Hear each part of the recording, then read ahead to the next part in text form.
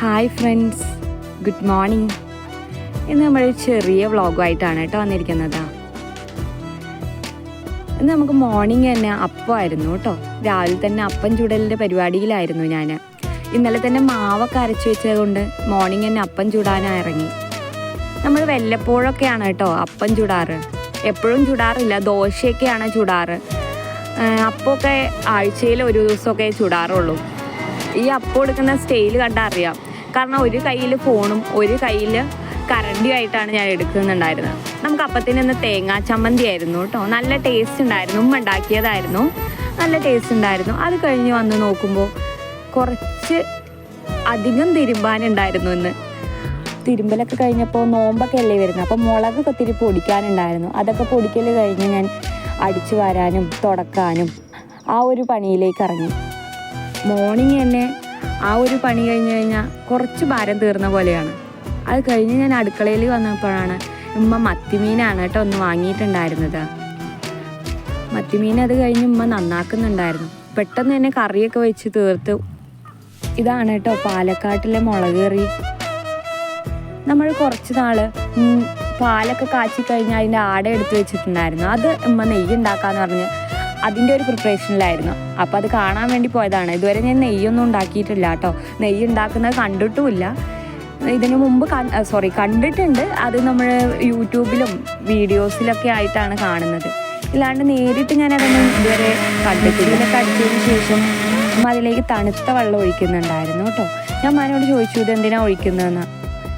അപ്പോഴാണ് പറഞ്ഞത് അങ്ങനെ ഒഴിച്ചു കഴിഞ്ഞാൽ നമ്മൾ ഈ കുടുക്കയിലിട്ട് ആട്ടി കഴിഞ്ഞാൽ തന്നെ നമുക്ക് അതിൻ്റെ ബട്ടർ കിട്ടുന്ന. ഇതിലേക്ക് ഐസ് വെള്ളമൊക്കെ ഒഴിച്ചിട്ടാണ് അമ്മ ഉണ്ടാക്കുന്നത് കേട്ടോ. ഇതിന് മുമ്പും ഉണ്ടാക്കി ഓൾറെഡി വെച്ചിട്ടുണ്ടായിരുന്നു. നമ്മൾ ഈ പരിസരത്ത് കൂടെ വരാത്ത കാരണം നമുക്കിതൊന്നും അറിയത്തില്ല. പിന്നെ അതിൻ്റെ ആവശ്യവും വന്നിട്ടുണ്ടായിരുന്നില്ല. കാരണം കുക്ക് ചെയ്യുന്നത് ഫുള്ള് ഉമ്മയായിരുന്നു. അപ്പോൾ നമുക്ക് സമയത്ത് ഫുഡ് കഴിക്കേണ്ട സമയത്ത് വന്ന് ഫുഡ് എന്താണോ എടുത്ത് കഴിക്കുകയായിരുന്നു ഇതുവരെ പതിവ്. ബട്ടറത്തെ വെള്ളമൊക്കെ മാറ്റിയതിന് ശേഷമാണ് കേട്ടോ ഇതിൽ നെയ്യ് ഉണ്ടാക്കുക.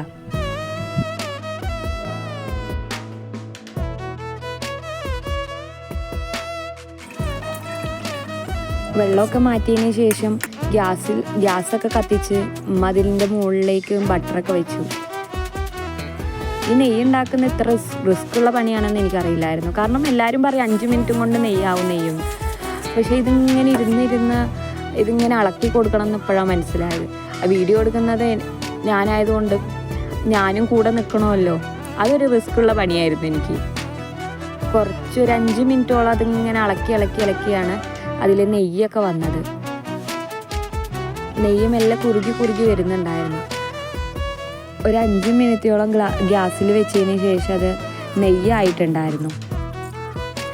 ഞാൻ കുറേ വീഡിയോസിൽ കണ്ടിട്ടുണ്ട്. ഈ നെയ്യ് ഉണ്ടാക്കുമ്പോൾ കറിവേപ്പില മുരിങ്ങയിലേക്ക് ഇടാറുണ്ട് കുറേ പേര്. ഇമ്മ അങ്ങനെയൊന്നും ഇടുന്നത് ഞാൻ ഇതുവരെ കണ്ടിട്ടില്ല കേട്ടോ.